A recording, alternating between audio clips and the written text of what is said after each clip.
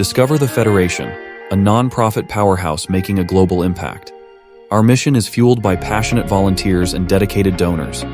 Join us in our fight to provide crucial aid and transform lives. Experience the heart of our organization through captivating Star Trek-themed events and merchandise. Witness the power of unity in action and feel inspired to become part of something greater. Start your adventure and make a difference today. Learn how you can help at trekfederation.com/join. Space, the podcast frontier. Our mission, explore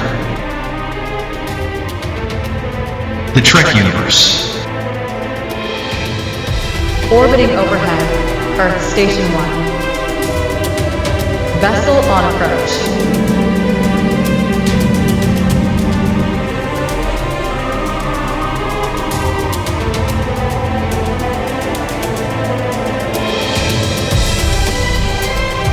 Cleared for docking.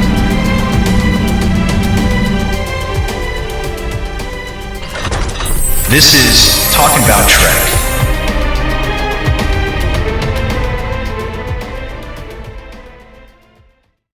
Welcome aboard for the premiere of Talkin Bout Trek, the podcast frontier. From the Command Center, I'm Rob Edwards. Each episode, we'll explore aspects of the Trek universe. We will touch on the shows, the people, and the fans who make this franchise live and breathe. Subscribe to our YouTube transmissions and follow us on our social media channels. Today's guest reached out to the great bird of the galaxy, Gene Roddenberry, to see what a Trek fan club should be about. And after receiving a call back, they discussed an idea for an organization that reflected Roddenberry's vision of a federation. Today, the organization has chapters around the world. Next, from the International Federation of Trekkers, President Russ Haslage, here on Talkin Bout Trek. Joining us now from the International Federation of Trekkers, the President of the Federation, Russ Haslage. Hello, Mr. President. Hello. How's things over there? Great. So what inspired you to start this organization? Well, it's kind of a long story, but I think we have time. When Star Trek The Motion Picture came out, I was a big fan. Went and saw it every Wednesday for 13 weeks in a row. It was the Wednesday matinee, so you got in cheap. 13 weeks in a row. Sometimes I didn't even buy popcorn. Excuse my nose here. So I became a fan. And then after Star Trek II, which I was waiting first in line to see, I'm like, I want to join a fan club. So I looked around, and really what called me into Trek fandom is the idea that you can get all these people together to mingle their talents and interests and you know, the human equation into things to solve any issue. Right. And you weren't really a big fan before the motion picture, nope, really, not at all. Right?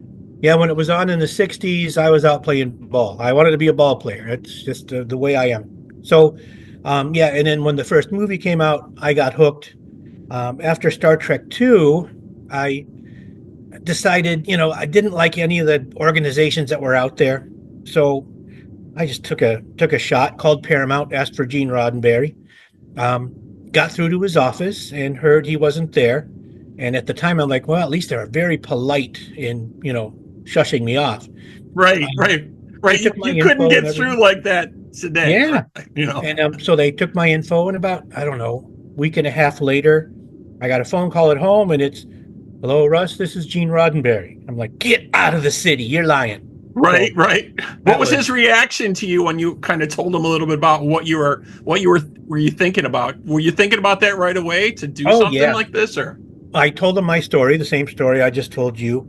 And, you know, it said that really what made me a fan was the human condition, you know, the whole humanity side of Star Trek, not necessarily, you know, going blasting Klingons and things, but the you know, the idea that greed is gone, hunger is gone, that humanity has come together and embraced their differences to do great things. And so after I told him that, I said, well, you know, it's in wanting to start a new kind of Star Trek fan club. We were calling it the Ultimate Star Trek Fan Club. And so that's the early name that Gene gave it. So I said, "What do you think the ultimate Star Trek fan club should be?" Look like, yeah. Yeah, and he said, "Well, what's the crew of the Enterprise do in every episode?" Because then we had, you know, the first, the original series is what, 72 episodes, and we had 2 movies. So what do they do in every episode? And I got it totally wrong.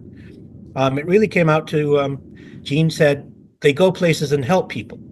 And so if we're going to make this new organization, that's what we should do. We should go places and help people. So I said, well, I can do that because that's really what drew me in. It's like, okay, I will help you. So he gave me assignments and gave me things to do. And then in about 9 months, he said, we're going to launch the Federation on June 1st. That's the opening day for Star Trek 3. I'm like, I don't know if I'm ready. He said, you'll be ready. So you don't argue with the man. Right, right. You don't argue with the great bird of the galaxy. No, you don't. So I'm like, okay. And we launched on June 1st, 1984. Grew very quickly, had chapters in Ohio and Pennsylvania and Illinois, and within weeks. And then things just grew exponentially from there. And at one time, when we were getting Star Trek movies every 2 years, and the energy was high, we were up to 57, 58 chapters. Since then, the Trek enthusiasm has narrowed a bit. Right. There's definitely been highs and lows for it, depending on kind of what's going on, what's getting released. For a while, out. We didn't have any new shows or things going on. Now it's all ramping up again. Well, and the nice thing was we were getting questions back in the lean days, what's keeping the Federation going? I'm like, we don't really base our operations on what movie's coming out. We're based on the Roddenberry philosophy of a brighter future for everyone. And so that kept us going. We were doing, when other groups were closing and hurting, we were doing great. So it's the message, it's the mission, and that's really what has kept the Federation going for 40 years now. Do you think that's what continues to drive new fans to it? The vision that he has. I think for the most part, I mean, for a while after Gene died, the whole vision and ideals of Star Trek kind of faded in the productions. They weren't really promoting the reason the Federation, was here. So when Next Generation started, it took some of the focus away from Starfleet, and it was more of a Federation thing. And then, after Next Gen, it became, the Federation wasn't exactly front and center in the mission of helping the world progress or helping the galaxy progress. It became, everybody was into the battles and things like that. But with Strange New Worlds, it's more focused on the Federation. Right, because they're kind of back to the roots of it, right? They're kind of back to exploring and understanding different cultures and things like that. And the one big thing for me has always been for it is inclusion. Right. Exactly right. Right. Finding other groups of people that didn't feel like they fit in somewhere, that didn't have a voice or didn't have a community, that they felt comfortable in to express themselves. And that, I think that people don't understand that. That is what this kind of thing gives them, right? Right. And that's the thing is if a fan wants something, we'll do our best to make it happen. Because you bring all these fans together under the Federation mission of helping others, and all of these different ideas and interests and cultures and backgrounds make us able to really help more people, because we got new ideas. We've got, maybe new techniques that we've never tried before, because we're bringing in all of these people from all over the world with bright ideas. And, it's just, you never know what's going to work until you give it a shot. And one of the things Gene told me was, what's neat in science fiction? You can try something. If it doesn't work, you try something else. And that's really true in our real life mission of going out there and helping people. And when we're out there helping people, they learn about our mission, and many of those people join us in helping other people. Right. And you got a chance, I think, to meet him just before his passing. I did as well. And did he have any words of encouragement or anything to kind of say to you at Well, that point, or was it just yeah, up until 1991, it was all old-fashioned mail and an occasional phone call when he was at Paramount and they could pay the long distance bill. So, but the 25th anniversary convention in LA, it was at the LA Hilton, and then moved to the Shrine Auditorium on the third day. And that was the that I finally got to meet him in person. He was in his wheelchair, and there he was. And I knew about his strokes and things because we had talked on the phone after he had his strokes. And I'm like, my mouth just gaped open. I'm like, that's Gene Roddenberry. And he stood up from his wheelchair, which I knew he didn't like being in a wheelchair. He was, used to being strong and independent.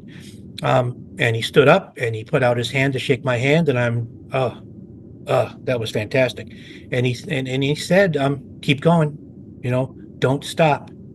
And so that was, and you can see in the video, the 25th anniversary video, you can see our original International Federation of Trekkers sign, because we were the only fan club there. And so that's in there. They interviewed me, but during the flight in, I popped both eardrums because I had a cold and I couldn't hear. I mean, I'm like, what? And my eyes are watering. So I got cut out of the video, and they didn't show the meeting with Gene, but that was a magical moment. And sadly, he died a couple months later. Yeah, unfortunately. So it was a blessing that I got to meet him in person before he passed. Exactly. So tell us a little bit more about your organization. What exactly does it do? Because I think people really just think like it's a club. People just dress up and go to movies and have fun and act out things. This is not what this mission is really about. I mean, that's part of it. That's a very, very, very small part of it. It is. We do the fun stuff because that brings us all together for fun. And on top of that, so you'll get a Comic-Con or something every once or twice a year. We haven't seen many movie openings in a long time, so those things bring us together for fun kind of things. But other than those few events, we get together to see, to figure out how we're going to help, here or here or here. Each chapter really gets together to decide what they want to work on locally. And right. They're all powered from headquarters here. Whatever they need, we will try it and get it to them. So, other than the couple of events a year, the Federation is working on how to help people. The different chapters and different areas focus on different things, just depending on the region. Like California, it's wildfires and things like that. And in Louisiana, it's mostly hurricane relief and things like that. But if someone were to come to a meeting and ask for help, gosh knows about what, we never say no. Right. So it kind of depends on the area they're in, whatever different organizations could use some help, things like that. And the clubs or chapters are known as ships, really. Right. So and we do that. That's the fun. One of the fun things is we name them, Federation headquarters is, Federation headquarters, and we have our own ships because it's fun, and they all have, ship names and ship ID numbers. One of the things Gene did, early in our after we launched the Federation, is he designed, how most of the time starships are NCC for Naval Construction Contract. He made it so that Federation ships are NFC, Naval Federation Contract, so that they could be easily delineated between our group and other groups. We don't force our chapters to do NFC, but I think almost all of them do because it's kind of special. So we try and be fun that way with Klingon groups, Klingon ships, and Cardassian ships and things like that. But the fictional side of things stays in the local group, whereas here at headquarters we deal in the real world. So each chapter is encouraged to do their fictional realm things because it's fun, But when it comes to real life business, it's all real world. Where can we help? Things like that. Right. And not only is your organization putting groups together, you also have a federation store there. We do. Also, where you have different items and things like that. Do you have any items that you currently could talk to us about that maybe folks are looking for, or new collectibles coming out? Well, we sell licensed Star Trek items, and there in the 80s and 90s there used to be a lot of Star Trek merchandise out there. The last few years there isn't so much. We have the new jackets from Hero Within, who does some great Star Trek stuff. We've got those. The most popular thing beside we have tribbles, lots and lots of tribbles. And so Right. David Gerald and Miles, what is Miles' last name? I just call him Miles. Anyway, they said you can use Cyrano Jones as a mascot as long as you buy your tribbles from us. I'm like, that's okay by me. Why would I get inferior tribbles from some other trader? So he's on another trade. You would go to the man himself, right? Yeah. So we have a full size Cyrano Jones standing over there by the tribbles. And then the next popular thing is you hang it, next to a door, and it makes the door sound from a starship when you go in and out. Or you can set it to red alert, and you can say different things to the bridge. That is very popular. We can barely keep those in stock because they're going all the time. Oh, there's different Star Trek mugs, Star Trek coffee, lots of pins, lots. If I can get somebody selling their Star Trek Hallmark Christmas ornaments, I scarf those up because everybody wants those. And there's a few other we've got over the past 4 years since we had the shop up here. We have had 3 different estates donated to us. So, a collector passes away, the family doesn't want to deal with auctions and things like that. They donate it to the Federation and they get a tax write-off. So we've got some older stuff. We got some really older stuff. Action figures, game sets. We've got the old Mego sets, not the new ones. All kinds. We did get as many Eagle Moss ships as we could before they went belly up. But then we got a few Playmates things, but hopefully they'll be making things again. So if you can imagine it, over the past 50 plus years, it's probably here somewhere. We have a box full of Star Trek the Motion Picture bubblegum cards. Oh, I remember those. Yeah. Yeah. I in a dare about 2 years ago when we were in our smaller shop, somebody said, have you tried the bubblegum? Because back in the day, I loved bubblegum that came in cards. And I did on a dare.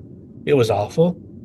I took a piece and put it in my mouth, and it just started dissolving, and it tasted like putting an aspirin on your tongue and not doing anything with it. Yeah, I think most people threw those away. I'm like, how could it be so good, 40 years ago, and now it's not so good? It's really hard. I couldn't get it to coalesce into a piece of bubble gum or anything. It was just, ooh. So we've got stuff going back. We've got, some little, I'm trying to think of what it would be, a set of original series characters on a nice little shelf kind of thing, and plates, lots and lots of plates, and things like that. So it's and we still have things in the back we haven't dug out from some of the donations. So it's kind of an experience. I will maybe after our interview, I'll take my phone and try and video some of it, so you can slap that in there, maybe with the voice over it. So we'll see about doing that. It's always fun because there's a bunch of everything. Yeah. I know there's some of the hot commodities that I've seen lately. Obviously, the newer uniforms that are coming out. Those usually sell out pretty quickly. Things from the Picard show, things like that. The badges seem to sell very quickly because they're very smart on changing them quite often. So there's different ones all the time, and the lower deck stuff right now. I know. I wish there was more lower deck stuff. Right. The one thing that amazes me with this franchise compared to the other space franchise is the merchandise thing does not always seem to be on target. You know, there's so many instances where they're kind of missing the boat on different cool things that they could do. Things for your phone. You know, just for an example, like trying to find certain things to put on your phone. They should have all that already available and licensed. Lots of games seem to take quite a long while to come out and things like that. They just don't seem to have the momentum for the merchandise. They miss the big, you know, the big possibilities by putting them out late. And in the 80s, it was Lincoln Enterprises, Gene and Magel's company, that did all the Star Trek merchandising. And then, you know, after Gene died, Paramount took over the merchandising, and they did a pretty good job back in the day. I mean, you could go to Burger King, or no, you could go to Taco Bell and get a Star Trek glass from the latest movie and things like that. Where now there's very few companies that are licensees of Paramount with Star Trek. And a lot of things I'll tell people, like, look what Disney is doing merchandising about Star Wars. Whether or not that they're doing a good job with Star Wars, they're merchandising it like crazy. Right. They're trying to make their cash back on it because it costs them a lot to have that intellectual property. Oh, yeah, and they could be rolling in the dough. And right now, I guess Paramount is hurting financially. That's why Skydance is coming around.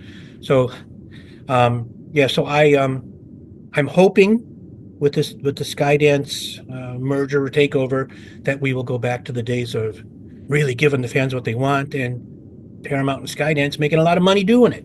Which I think that's just such an uncertainty right now. Like you were saying, with Skydance taking over, what that's going to look like, what shows are going to look like. Oh, I know. Coming forward, everybody's looking forward to season 3 of Strange New Worlds. That's the truth. Lower Decks just ended, and fans are clamoring about that. I'm sure we're going to see some incarnation of that because it did so well. It would be silly not to try to do something. And with Lower Decks, you had the original fans like us, and then you brought in all of the new era fans. So I think Lower Decks is a way to really bring it in. Whether or not Paramount Plus is the way to go, I think they can make a whole lot more money putting these shows on CBS with sponsors and things like that. But it's their call. You know, Paramount's been doing this their own network thing since UPN when Voyager was coming out. Right. They tried to do that a while back in the day with Phase 2, and that kind of dropped out. And then they launched Voyager on this UPN network back in the day. Yep. And that struggled for a long time. I cannot even imagine being on that show and the pressure those people felt getting this off the ground, right? Well, and remember, I'm trying to think, when Voyager was ending, there was the New York, one of the New York papers, or one of those. Anyway, big paper did an article. Is Star Trek dead? And being that Gene mentored me for 8 years, I'm like, there's no way I'm going to let this die. So one of the first big things the Federation did, I called George Takei, we were really good friends back then, and said, George, what do you think about doing a series called Star Trek Excelsior that starts up where Star Trek 6 ended? And he's like, I'm in. Oh my! So we started launching the idea of Star Trek Excelsior, and we were doing interviews all over the world. Which would have been a great idea to do that. Think, yeah. We kind of got a small little peek at that with the one Voyager episode flashback. Mm-hmm. But I think people would have loved to see him do some of that. I think so too. That is a lost era. There's 80 years in there that between Star Trek 6 and Next Generation, that could have been. I mean, 'cause that is the beginning of peace with the Klingons, and you still got Romulans to deal with and everything else. Would have been awesome because we had George, we had Walter. They were on. Oh, and Grace Lee. They were on. We'll be on every episode. Nichelle wanted to be an ambassador, so she would be on a couple times a year. Leonard was the same way. Never talked to Bill about it. So there was a lot of back and forth about him actually moving into that captaincy type of role, I think. Yeah. Back in the day. It was supposed to happen before Star Trek 6. It was supposed to happen. I forget if it was in Star Trek 4. I think they were supposed to start talking about it, but They were kind of unsure whether that was even gonna happen, and all of a sudden, beginning of Star Trek 6, you see him on as captain of the ship. I think everybody was like, "Well, it's about time." Yeah. But they missed. That's another thing. They missed the boat on that. I mean, Yeah, they picked Berman was running Star Trek at the time, so he picked his show, which was Enterprise, which was a good show, but I think they would have done better financially with Excelsior. Yeah, I was amazed to read a lot of the stuff when Voyager was ending. They were so ramped up to get Enterprise going, they kind of just threw Voyager to the wind, and there wasn't a big cast ending party, and there wasn't this big to do. I thought Voyager was a great series. Yeah. I thought they did excellent. I thought Kate Mulgrew was outstanding with all the pressure she had to undertake. I thought she was amazing doing that show. And the thing is, they were in the Delta Quadrant, far away from anything Federation, and yet they lived by Federation ideals, which is really cool. Right. And then they moved on to Enterprise, and I think they didn't have enough time to kind of get their feet underneath them. At all, really. I think the writing was a big problem with it. Oh, and obviously we saw at the ending of this, they decided to kind of Paramount kind of wash their hands with everybody that was involved with that because of what happened, right? It got canceled, they just weren't too happy with that, and everybody was like, well, what are we going to do moving forward? And it was really quiet for quite a few years to see what would be next, and lo and behold, we got the movies that came out, and they re-energized that, and they did a great job doing that. Maybe we'll get another movie with that team, that crew. Who knows? That would be neat. I don't know if we're going to get all of the actors back. Now, what I think the 2009 movie, some of the basis was you had Star Trek New Voyages, James Cawley and his crew. They did some fantastic fan productions, and it proved you don't need the same actors, but you need somebody who's good at being the characters. Right. And so that maybe have lent itself to Paramount trying to the 2009 movie with new actors being really good with the characters. Yeah. They were really good. They all did their kind of phrases and their saying that we expected to hear from them. Right. At that point, I think that was key for me. Like, there's a couple things like they all have to say, and then they can move on and develop their character in their own way, right? And we all kind of wanted to see that happen. And it worked. I was really surprised. The day after the 2009 movie came out, Rod Roddenberry called me and said, "What do you think?" And I said, "I think your dad would have liked it." I mean, it had some plot holes here and there, but it was back to the message, and it was fun and exciting. So I think Gene would have liked it. Yeah, definitely. And he's been involved with things for you as well. With Rod Roddenberry, Gene's son, also. Oh yeah, he's a good person to bounce ideas off of. There were times, because we're dealing with people, and there are times where I'm like, what should I do? What's what would Gene do? The whole philosophical side of things, because people are all different and they all have different feelings and focus. And I'll sometimes I'll call Rod and say, well, now he's Eugene, but I'm like, Rod, it's still Rod. And he'll say pretty much what he thought his dad would do, and I'm like, yeah, that's what I was thinking, but at least I got some backup. Rod has been a good guy. Well, when I was working with Gene, Rod was, challenging for Gene. He was a teenager who was rebellious and really had no interest in Star Trek at all. Right. He didn't want to be involved with this, and I don't think he got the whole scenario of what it was and what it could be until he passed. Right, and so a few years in a row, we had the Federation conference at Star Trek: The Experience in Vegas, and Rod showed up every time, and Trevor Roth. So I've got a picture of me on the Next Generation bridge. There's me, there's Rod, there's Trevor, and for some reason every picture I take looks like I'm constipated. So I don't really hang it up or anything, but that was neat. And then we always planned a dinner, and instead of letting the Federation pay for it, I go to pay for it, and the waitress would say, that man over there says your money's not good here, it's already covered. So just awesome. Rod is, I think Gene would be very proud of him. He is, at this point, Gene's clone. I mean, they are so much alike. They look alike, they talk alike, they think alike. So he is a tremendous individual. Yeah, and he's producer on a lot of the new shows Yeah, too, executive right? producer. Yeah. He's So on Prodigy. He's mhm. he's He's on producing he's Strange New producing that, World. and I'm not sure if he's producing on Strange New Worlds or not, but I think it's in there. I think it's you'll see Eugene Roddenberry and Trevor Roth on there. So I'm pretty sure he's involved. yeah, I So, mean, he definitely should be a consultant on all the oh, incarnations sure. of this that's going Yep. on. Obviously, Yeah. Paramount Global owns the rights to all that stuff currently, with Skydance circling and stuff, but I hope they continue to keep him involved in Oh, all me those too. things going Because forward. he understands it. That's the thing is he understands the ideals of Star Trek. Sure, they want to make the most exciting show they can because that'll get more viewers and Right. revenue, but it's not Star Trek if it doesn't follow the ideals. Right. At least not to me, anyway. Yeah, exactly. Well, we have a lot of stuff going on with that. We got new shows for Strange New Worlds. Mhm. Starfleet Academy is on the horizon. We got the Section 31 movie coming out, and maybe future movies. Oh, sure. If So this one works.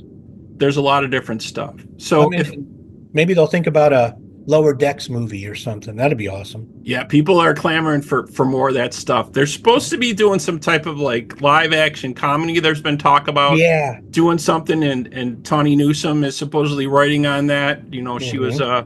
She was Mariner on Lower Decks, and they're talking about doing some things with her. I hope they keep her on there, but I'm really interested to see what they do with Academy. I think this show is long overdue. They've missed so many folks they could have on as cameos, as instructors. Sure. I think they missed the boat on a lot of that. I hope they get that motivated. But Yeah, and remember, Academy has been an idea floated around since Star Trek V, I think. So yeah, they just kept putting Academy off. It could be fun. It could be like Saved by the Bell, Starfleet Academy. So, you don't know. right, yeah. You never know. Excellent. I mean, if you make it fun and exciting and continue the message, I think you'll make money. Excellent. Yeah. Well, Mr. President, thank you so much for being with us today. Folks out there, if you want to know more, check out trekfederation.com.